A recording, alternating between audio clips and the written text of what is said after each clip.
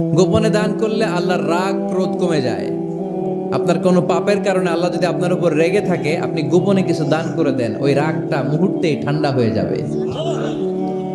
7 শ্রেণীর ব্যক্তিকে আল্লাহ তাআলা আরশের নিচে ছায়া দিবে কিয়ামতের দিন, যেদিন আকাশের সূর্যটা মাথার কাছে চলে আসবে, জমিনটা তামার জমিন হয়ে যাবে তৃষ্ণায়, মানুষের জিহ্বা বের হয়ে কুকুরের মতো নাভির সামনে ঝুলতে থাকবে।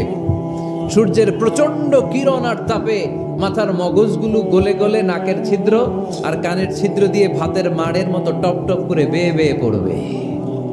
আল্লাহর আরশের ছায়া ছাড়া সেদিন আর কোনো ছায়া থাকবে না।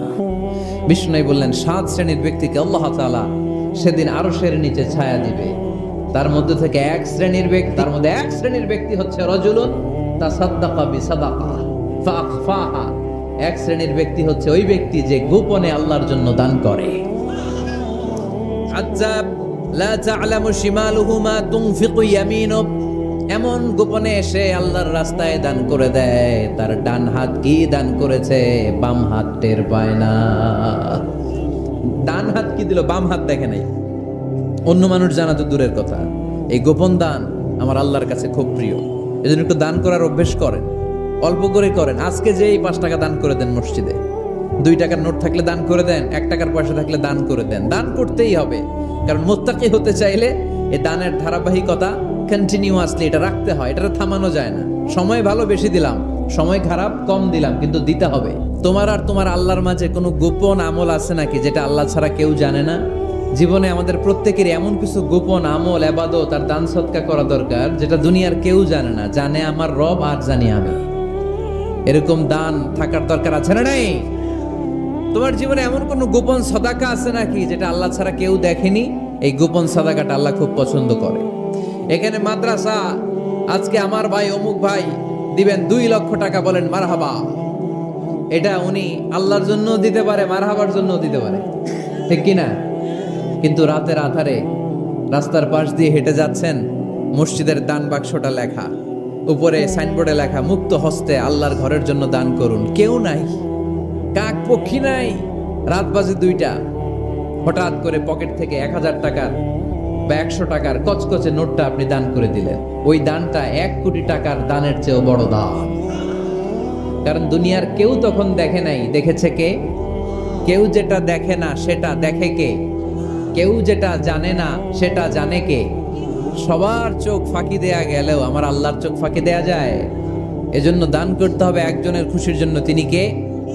এজন্য রাব্বুল আলামিন বলেন, মাসালুল্লাযীনা ইউনফিকুনা আমওয়ালাহুম ফি সাবিলিল্লাহি কামাসালি হাব্বা আমবাতাত 7 সানাবিলা ফি কুল্লি সুমবুলাতিন মিআতু হাব্বা ওয়াল্লাহু ইউদাঈফু লিমান ইয়াশা ওয়াল্লাহু ওয়াসিউন আলীম। সুবহানাল্লাহ পড়েন। আল্লাহ বলেন, এই যে তোমরা আমার রাস্তায় দান করো, এটার উপমা একটা চারা বীজের মতো। এই চারা বীজ জমিনে গেড়ে দিলে সেখান থেকে 60টা শীষ গজায়, প্রতিটা শীষ থেকে 100টা করে দানা হয়, প্রতিটা শীষে জন্ম নেয় শত শস্য দানা। সুবহানাল্লাহ। চারা বীজ চিনেন না? মাটিতে ঢুকাই দিলেন, 60টা শীষ গজালো, প্রতিটা শীষে আবার 100টা করে দানা, মোট কটা হইলো? 700টা। এক চারা বীজ থেকে যেমনি 700 দানা গজায়, তেমনি 1 টাকা দান করলে এরকম 700 গুণ সওয়াব আপনার আমলনামায় ঢুকাই দিবে কে? যারা দুনিয়ার বুকে প্রকাশ্যে গোপনে দান করত, সচ্ছল আর অসচ্ছল অবস্থায় দান করত, কিয়ামতের দিন যখন তাদেরকে তাদের আমলনামা দেয়া হবে, আমলনামা দেখে বলবে, আল্লাহ এত সওয়াব দুনিয়ার বুকে আমি করি নাই, অন্য কারো আমলনামা তোমার ফেরেশতারা ভুল করে আমারে দিয়েছে। আল্লাহ এত আমলনামা তো আমি করি নাই, এত নেক কাজ কোত্থেকে আসলো? এটা আমার না, তোমার ফেরেশতারা ভুল করে আরেকজনেরটা গছাই দিছে আমারে। আল্লাহ বলবে, না, আমার ফেরেশতারা ভুল করে না। সুবহানাল্লাহ পড়ে। ফেরেশতারা কখনো ভুল করতে পারে না, এটা তোমারই আমলনামা, আমার আমলনামা, আমি তো এত সওয়াব করি নাই। আল্লাহ বললেন, তুমি যে ওই আমার খুশির জন্য দান করেছো, ওই ছোট্ট দানটাকে আমি বড় করে তোমার আমলনামায় ঢুকাই দিচ্ছি। হাদিসে এসেছে, কামা ইউরাব্বি আহাদুকুম ফুলুয়া, তোমরা যেমনি ছাগল পালো, বাছুর পালো, আল্লাহ তাআলা তোমাদের দানটাকে এরকম পেলে পুষে বড় করে। তো এই যে গাভী যখন বাচ্চা দেয়, বাছুর হয়, খুশি লাগে না আপনাদের? মালিক কি করে? এটারে খাওয়ায়, খাইয়ে দাইয়ে পেলে পুষে বড় করে না কুরবানির হাটে বিক্রির জন্য। আল্লাহ বললে তুমি যে ওই ছোট্ট দান করেছো, তোমার এই ছোট্ট দানটা আমিও এটারে খাইয়ে দাইয়ে পেলে পুষে বড় করে উহুদ পাহাড়ের সমান করে তোমার আমল নামায় ঢুকিয়ে দিয়েছি। এজন্য আল্লাহ বললেন আল্লাযীনা ইউনফিকুনা ফিস সাররাই ওয়াদ দাররা, মুত্তাকিদের প্রথম গুণ সচ্ছল আর অসচ্ছল উভয় অবস্থায় আল্লাহর জন্য তারা দান করে। সুবহানাল্লাহ পড়ে। মুত্তাকিদের 2 নাম্বার গুণ আল্লাহ বললেন ওয়াল কাযিমিনাল গায়জ, মুত্তাকিরা শুধু সুখে দুঃখে সচ্ছল অসচ্ছল অবস্থায় তারা দান করে না। মুত্তাকি বান্দার 2 নাম্বার বৈশিষ্ট্য, তারা রাগকে হজম করে, ক্রোধকে নিয়ন্ত্রণ করে। সুবহানাল্লাহ।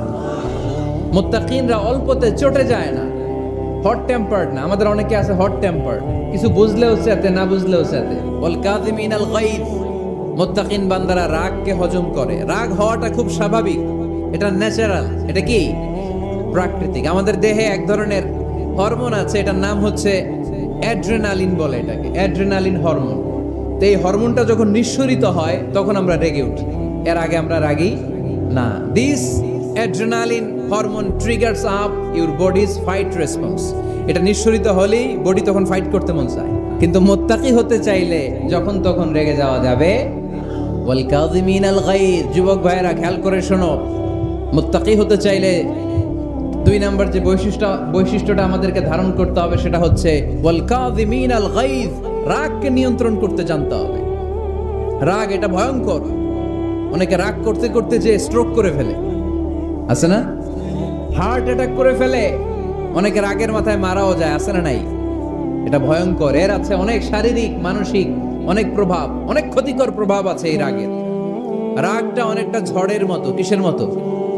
ঝড় যেমনি একদিক থেকে এসে সব ভেঙে চুরে তছনছ করে লন্ড ভন্ড করে দিয়ে আরেক দিকে সাঁ করে চলে যায়, রাগও তেমন একদিক দিয়ে আসে সব শেষ করে দিয়ে আরেক দিকে চলে যায়, ঠিক কিনা?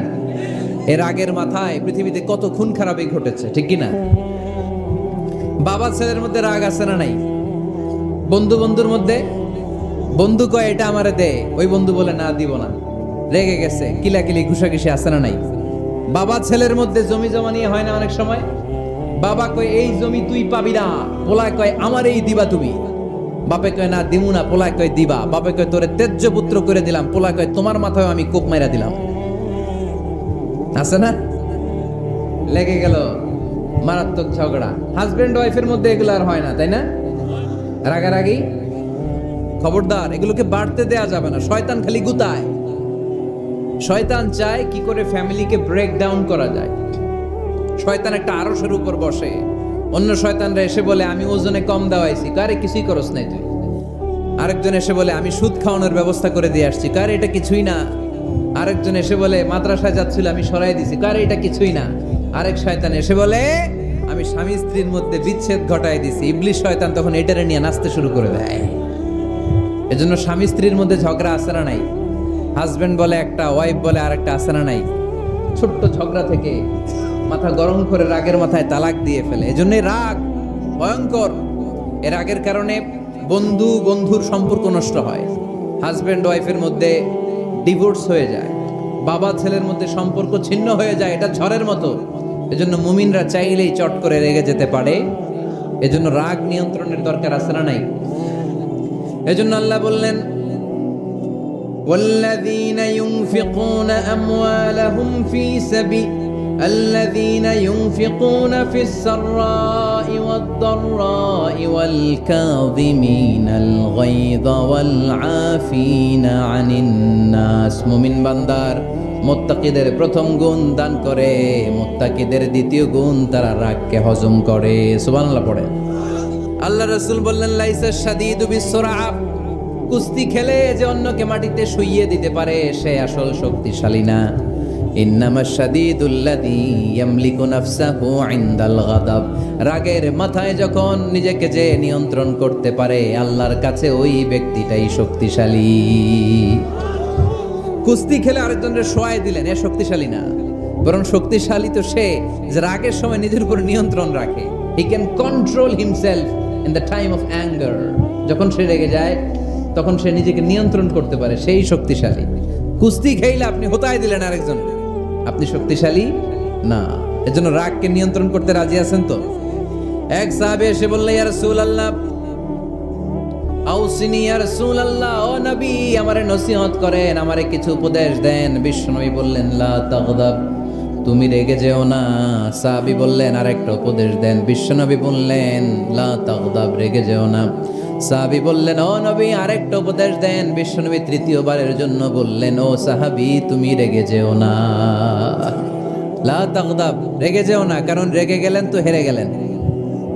রেগে গেলেন হেরে গেলেন। অনেকে আপনারা রাগাতে চাইবে নানাভাবে, কিন্তু আপনি রাখবেন না। আপনার সাথে ঝগড়া করতে চাইবে, পায়ে পাড়া দিয়ে ঝগড়া করতে চায়, এরকম আছে না নাই? আপনারা রাগাতে চায়, ফুসলাতে চায়, কিন্তু মুমিনরা, মুত্তাকিনরা তারা যেন তেন কোনো কারণে রেগে যায় না। তারা তাদের রাগকে হজম করে, আলহামদুলিল্লাহ পড়ে। আল্লাহ রাসূল সাল্লাল্লাহু আলাইহি ওয়াসাল্লাম কখনো রাখতেন না, কখনো না। ওনার উপর অনেক অত্যাচার হয়েছে, উনি রাগেন নাই, উনি ক্ষমা করে দিয়েছেন। কি করেছেন?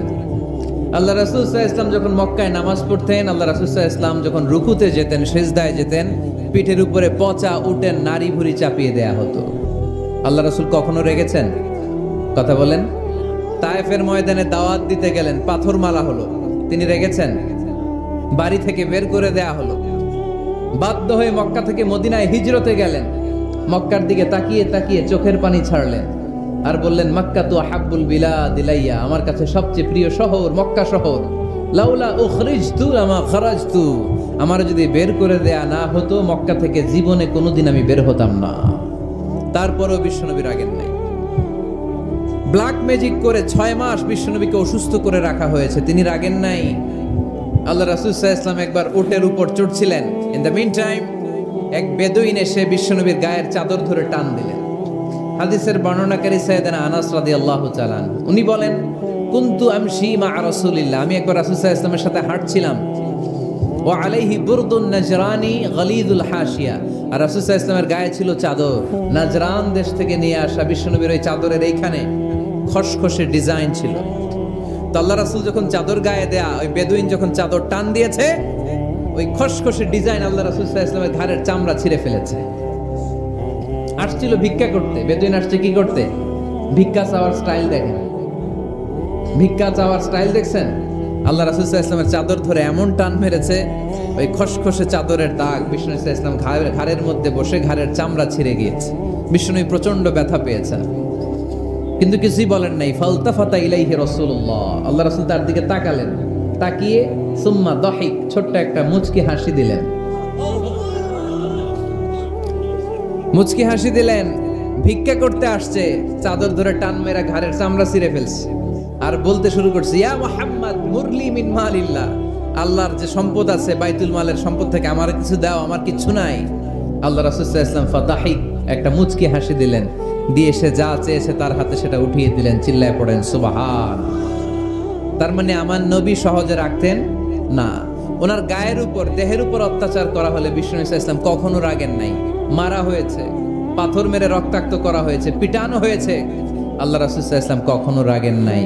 তবে আল্লাহর জমিনে আল্লাহর বিধান লঙ্ঘিত হওয়া মাত্রই বিষ্ণু সাল্লাল্লাহু আলাইহি ওয়াসাল্লাম রেগে যেতেন। পড়েন আল্লাহু আকবার। আল্লাহর বিধান লঙ্ঘিত হতে দিতেন না। যেই লোকটা নামাজ পড়া অবস্থায় উটের পচা নাড়ি ভুঁড়ি চাপিয়ে দিলে রাগেন না, যাকে পাথর মারা হলে রাগেন না, চাদর ধরে টেনে গায়ের চামড়া ছিঁড়ে ফেললে রাগেন না, ওই ব্যক্তিটা আল্লাহর জমিনে আল্লাহর আইনের বিরুদ্ধে কথা বললে রেগে যেতেন। কারণ এটা আল্লাহর আইন, আল্লাহর আইনে সবাই সমান, আল্লাহর চোখে সবাই সমান। ওইখানে প্রধানমন্ত্রী নাই, ওইখানে প্রেসিডেন্ট নাই, ওইখানে এমপি নাই, ওইখানে রিকশাওয়ালা আর প্রধানমন্ত্রী আর প্রেসিডেন্ট এক কাতারে দাঁড়িয়ে আল্লাহর সেজদা দেয়। চিল্লায় বলেন ঠিক কিনা? নিজেকে আক্রমণ করা হলে রাখতেন না, কিন্তু আল্লাহর জমিনে আল্লাহর বিধান লঙ্ঘিত হলে আল্লাহ রাসূল রেগে যেতেন। মদিনাতে এক মেয়ে চুরিতে ধরা পড়লো, বনু মখজুমিয়া গোত্রের এক নারী চুরিতে ধরা পড়লো। সাহাবীরা যে বললে, ইয়া রাসূলুল্লাহ, অনেক বংশীয় মেয়ে, আপনি হাত কেটে দিয়েন না, মাফ করে দেন। কি করেন? আল্লাহ রাসূল সাল্লাল্লাহু আলাইহি ওয়াসাল্লামের চেহারাটা আগুনের গোলার মতো লাল হয়ে গেল, রেগে গেলেন। আল্লাহ রাসূল বললেন, এত বড় সাহস পেলে কোত্থেকে? এটা আল্লাহর আইন। চিল্লায় বলো, কার আইন? লাউ কানাত ফাতিমা বিনতে মুহাম্মদ সারাকাত লাকাতা মুহাম্মাদুন ইয়াদাহা, আরে বানু মাখজুমিয়া গোত্রের মেয়ে তো দূরের কথা, আমার কলিজার টুকরা ফাতেমাও যদি চুরিতে ধরা পড়তো, আমি ফাতেমার ডান হাত কেটে দিতে 1 সেকেন্ডও দেরি করতাম না। কারণ বিধানটা কার? এত মাইট দেয়া হলো বিশ্বনবীকে, এত অত্যাচার করা হলো, তিনি রেগে যেতেন না। কিন্তু আল্লাহর জমিনে আল্লাহর বিধান লঙ্ঘিত হলে তিনি রেগে যেতেন, ঠিক কিনা? এছাড়া মুমিন রাগকে নিয়ন্ত্রণ করে, এটা মুত্তাকিদের বৈশিষ্ট্য। আল্লাযীনা ইউনফিকুনা ফিস সাররাই ওয়াদ দাররা, মুত্তাকিনদের প্রথম গুণ তারা দান করে। 2 নাম্বার গুণ রাগকে হজম করে। আল্লাহ রাসূল সাল্লাল্লাহু আলাইহি ওয়াসাল্লাম রাগ কমানোর কিছু পদ্ধতি আমাদেরকে শিখিয়েছেন। 2 সাহাবী ঝগড়া লাগলো, কথার পিঠে কথা, কথার নাম লতা। ঝগড়া করতে করতে এক সাহাবী রেগে মেগে আগুন। আল্লাহ রাসূল দেখতে লাগলেন আর বললেন, ইন্নী লা আ'লামু কালিমা লাউ ক্বালাহা লা যাহাবা যা আনহু, নিশ্চয়ই আমি এমন এক বাক্য জানি, এই বাক্যটা যদি এই সাহাবী পড়ে তাহলে তার রাগ মুহূর্তের মধ্যে ঠান্ডা হয়ে যাবে। ওই সাহাবী বলল, ইয়া রাসূলুল্লাহ, বাক্যটা কি আমারে শিখিয়ে দেন, আমি চাই আমার রাগটা যেন থেমে যায়। আল্লাহর রাসূল বললেন, তুমি পড়ো আউযু বিল্লাহি মিনাশ শাইতানির রাজীম। সবাই পড়েন, আউযু বিল্লাহি মিনাশ শাইতানির রাজীম। তাহলে রাগ কমানোর দোয়ার নাম কি? সবাই বলেন, আউযু বিল্লাহি মিনাশ শাইতানির রাজীম। এটা হচ্ছে 1 নাম্বার ফর্মুলা। এটা কয় নাম্বার মনে থাকবে? রাগ আসলে এই দোয়াটা পড়বো, মুহূর্তে রাগকে ঠান্ডা করে দিবে কে? 2 নাম্বার ফর্মুলা হচ্ছে, বেশি রাগ চলে আসলে আপনি চুপ থাকবেন। Keep quiet, keep silent, cool down, relax করেন, থামেন। অশ্রাব্য ভাষায় গালিগালাজ করবেন না। অনেকে রেগে গেলে গড় গড় করে কি যেন বলে, গালিগালাজ করে, 14 গোষ্ঠী উদ্ধার করে স্যার, আছে না নাই? না, এই গালিগালাজ যখন কন্টিনিউ করবেন আরো বাড়তে থাকবে আপনার রাগ। আপনি একটু থামেন, stop, relax and keep quiet. ইদা গাদিবা আহাদুকুম ফালিয়াসকুত, বলেছেন মুহাম্মদ সাল্লাল্লাহু আলাইহি ওয়াসাল্লাম। তোমাদের কেউ যখন রেগে যায়, সে যদি রাগ থামাতে চায় সেজন্য চুপ থাকে। 3 নম্বরে বিষ্ণু ঈসা ইসলাম বললেন, তোমার কার্যক্রম কমিয়ে দাও, লোয়ার ইউর অ্যাকশন, অ্যাকশন কমাও, ডাইরেক্ট অ্যাকশনে যাও না। আমরা কি করি? রাগ আসলে ডাইরেক্ট অ্যাকশন, 1 তালাক, 2 তালাক, 3 তালাক, 22 তালাক, 100 তালাক, শাশুড়ির সুদা তালাক দিয়ে ফেলা, আছে না নাই? কই তোর মারে তালাক, তোর 14 গোষ্ঠী তালাক, বিয়ে করছে একটারে তালাক দিয়ে 14 গোষ্ঠীরে, এরকম ডাকাইত আছে না নাই? ওমরে ফারুক যখন খলিফা রাদিয়াল্লাহু তাআলা আনহু, এক লোক তার স্ত্রীকে 100 তালাক দিছে। কয় তালাক? স্ত্রী এসে ওমরে ফারুককে বললেন, ইয়া আমিরুল মুমিনিন, বিচার করেন। কি বিচার? আমার স্বামী তো আমার 100 তালাক দিছে।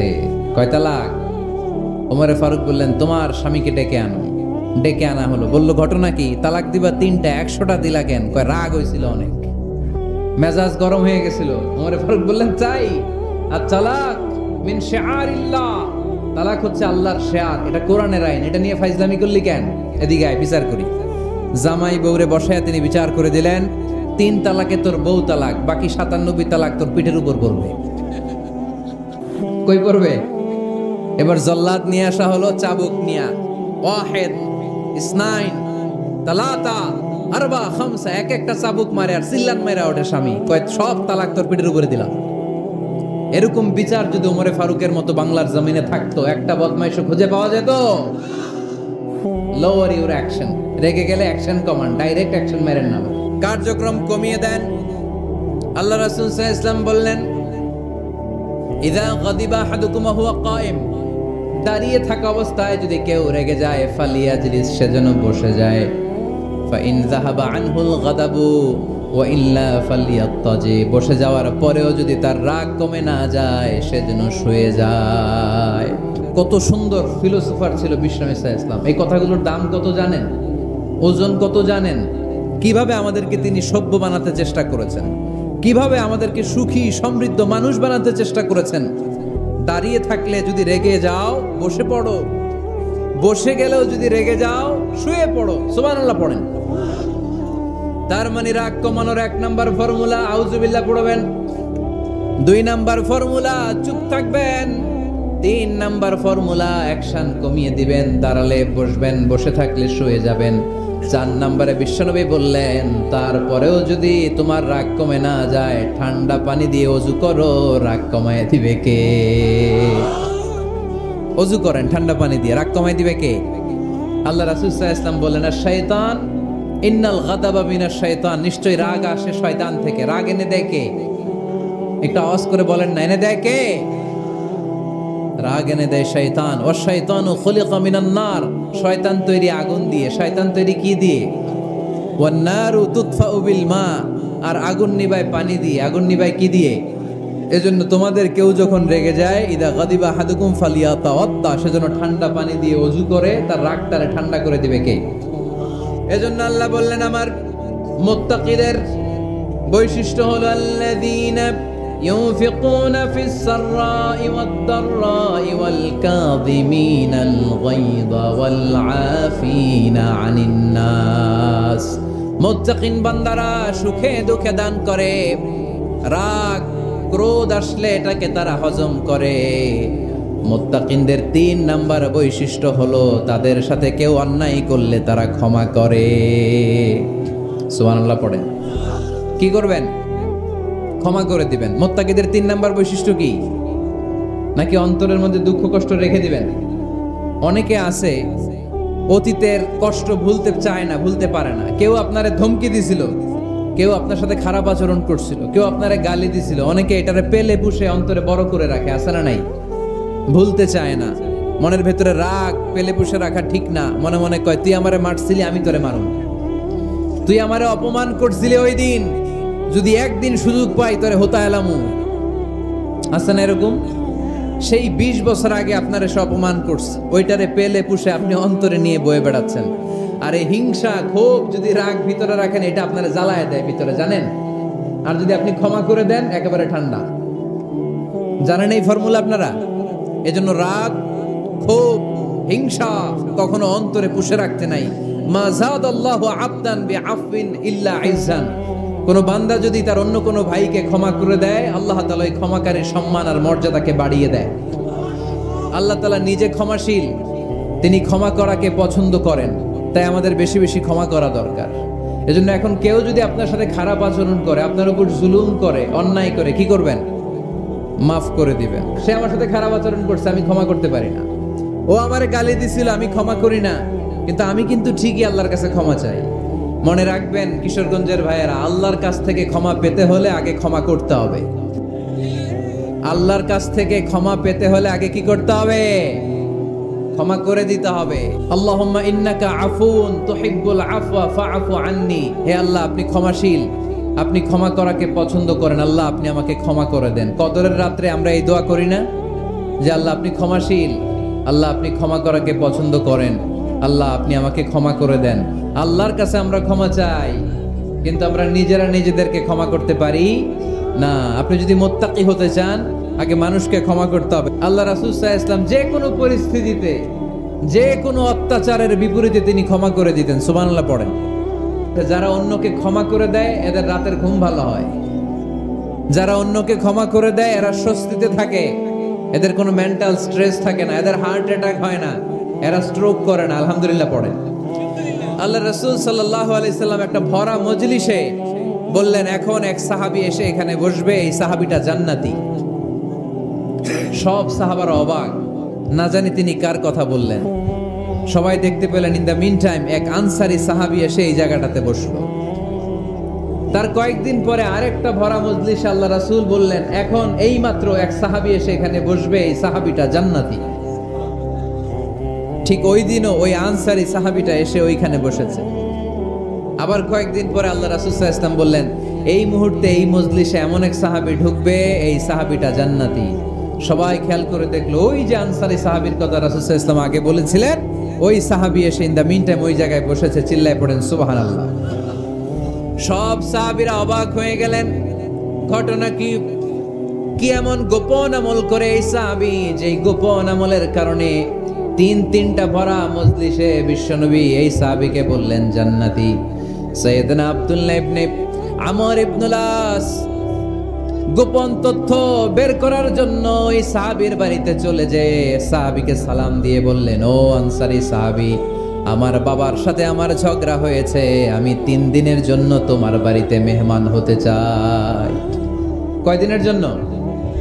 3 দিন। ওই আনসারী সাহাবী বলল, আহলান ও সাহলান, খুশ আমদেদ, আপনি আমার মেহমান হবেন, এটা তো আমার সৌভাগ্য, আসেন থাকেন, এই ঘরে আমি থাকি, এই ঘরটা ফাঁকা, আপনি এখানে থাকেন।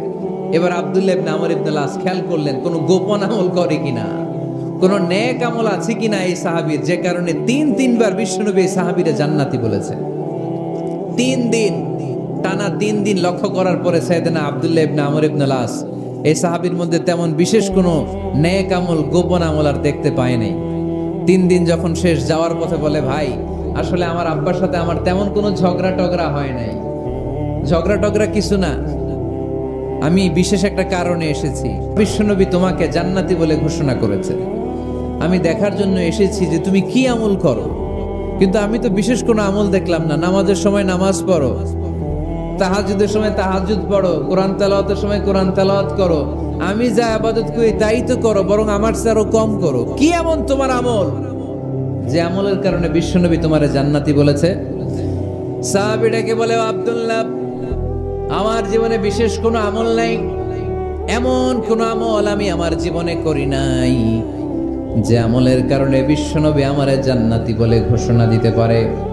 তবে হ্যাঁ, এমন একটি আমল আছে, প্রতি রাতে ওই আমলটা করে আমি বিছানায় ঘুমাতে যাই। প্রতি রাতে এশার নামাজের পরে আমি যখন আমার বিছানায় ঘুমাতে যাই, আমি আমার অন্তরে কারো ব্যাপারে কোনো ঘৃণা, কোনো ক্ষোভ আমার অন্তরে পুষে রাখি না। সুবহানাল্লাহ পড়ে। কোনো ক্ষোভ, কোনো ঘৃণা, কোনো হিংসা, কারো ব্যাপারে অহংকার, জেলাসি, এগুলো অন্তরে নিয়ে আমি ঘুমাই না। আমি যখন ঘুমাতে যাই, আমি সবাইরে ক্ষমা করে দিয়ে, মাফ করে দিয়ে ঘুমাতে চলে যাই। হয়তো এই আমলটা আল্লাহ তাআলার কাছে অত্যন্ত প্রিয় হতে পারে, এই কারণেই হয়তো বিশ্বনবী আমাকে জান্নাতি বলে ঘোষণা করেছে। চিল্লায় পড়তে হবে আল্লাহু আকবার। এজন্য রাতের বেলায় যখন বিছানায় যান, সব ভুলে যান। কে গালি দিছিল ভুলে যান, কে ঠকাইছিল ভুলে যান, কে অপমান করেছিল ভুলে যান, কার সাথে মারামারি হয়েছিল ভুলে যান। বিছানায় যাওয়ার আগে সবাইরে মাফ করে দিয়ে একটা প্রশান্ত আত্মা নিয়ে ঘুমাতে যান। ওই সাহাবীর মতো আপনারও জান্নাতি বানাবে কে?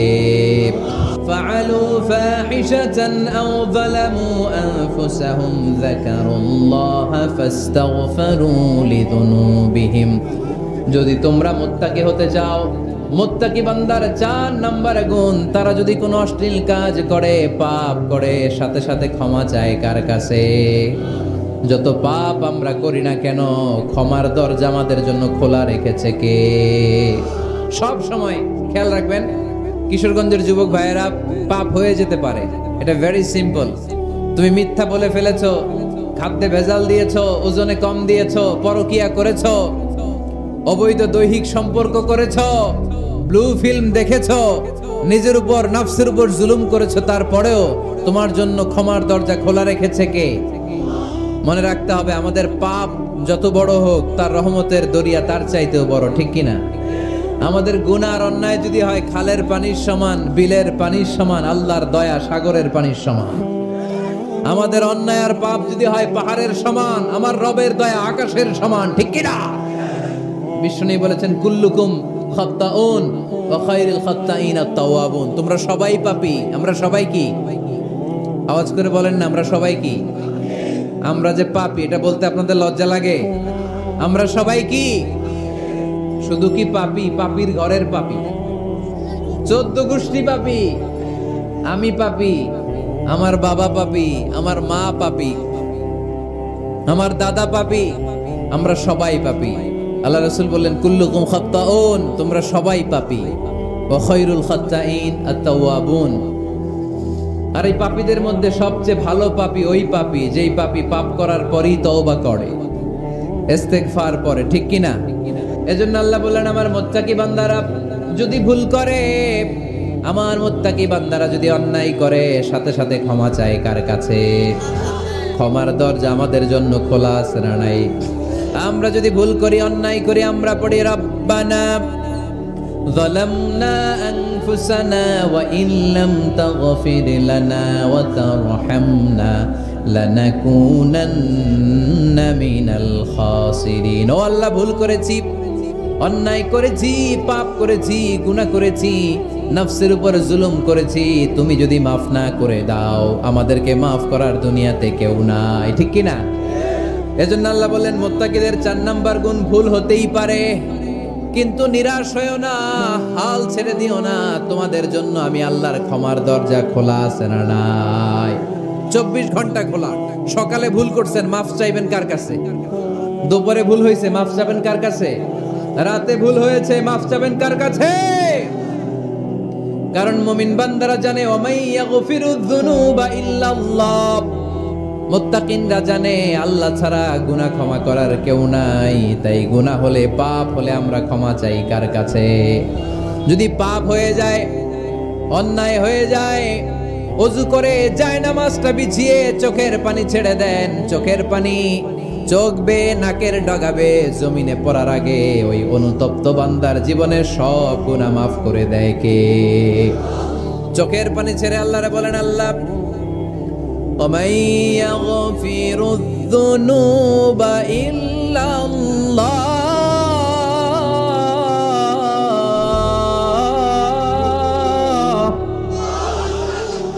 وَمَن يَغْفِرُ الذُّنُوبَ إِلَّا اللَّهُ, আল্লাহ ছাড়া গুনাহ ক্ষমা করার আর কোন দ্বিতীয় মাবুদ আমাদের আর আছে নাকি?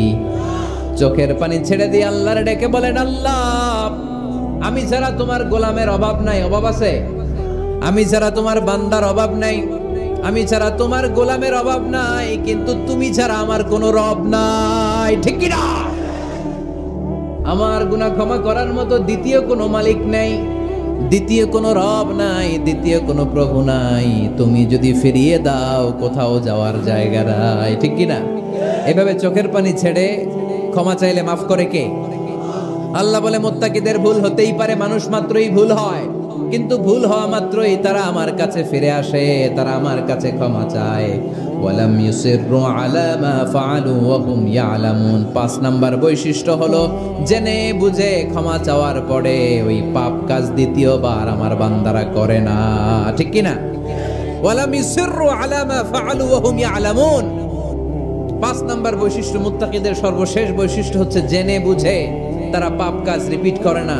কারণ আপনি যখন তওবা করবেন, আপনি যখন ক্ষমা চাইবেন, আপনি আল্লাহর কাছে ওয়াদা করবেন, আল্লাহ ভুল হয়েছে, অন্যায় হয়েছে, চোখের পানি ছেড়ে আল্লাহ তোমার কাছে ক্ষমা চাই, তুমি ছাড়া ক্ষমা করার কেউ না, আল্লাহ তুমি আমারে মাফ করে দাও, পারতো পক্ষে এই পাপ কাজ, এই ভুল কাজ আমি আর করব না। ওয়ালাম ইউসিররু আলা মা ফাআলু ওয়া হুম ইয়ালামুন। তাফসীর ইবনে কাসীর এসেছে ওয়ালাম ইউসিররু মানে ওয়ালাম ইস্তামিররু আলা মা ফাআলু ওয়া হুম ইয়ালামুন, জেনে বুঝে ওই পাপ কাজ কন্টিনিউ করে না। আপনি সকালে ভুল করছেন, আল্লাহর কাছে মাফ চাইলেন, বিকেলে ওইটা আবার করা যাবে? সকালে খাদ্যে ভেজাল দিবেন, বিকেলে মাফ চান, এরপরের দিন আবার ভেজাল দেন, আবার মাফ চান, তারপরের দিন বাজারে আবার ভেজাল দেন, তারপরে মাফ চান। এরকম করলে মুত্তাকি হওয়া যাবে নাকি? না। একবার যখন আমি আমার ভুল বুঝতে পেরেছি, আমি চোখের পানি ছেড়ে আল্লাহর কাছে ক্ষমা চাবো, আর জীবনে ওই পাপ কাজ আমার দ্বারা হবে না। চিল্লায় বলেন ঠিক কিনা? এই 5টা গুণ যার মধ্যে থাকবে তাদেরকে বলে মুত্তাকি। তাদেরকে কি বলে? তাদের জন্য ক্ষমা আর জান্নাত প্রস্তুত করে রেখেছে কে? এই ক্ষমা আর জান্নাত হচ্ছে ডান দিক, আর বাম দিকে আছে জাহান্নাম। এখন আমাদের সিদ্ধান্ত নিতে হবে, আমরা ডানে যাব না বায়ে যাব? কিশোরগঞ্জের ভাইয়েরা আওয়াজ করে বলেন, আমরা কি ডানে যাব না বায়ে?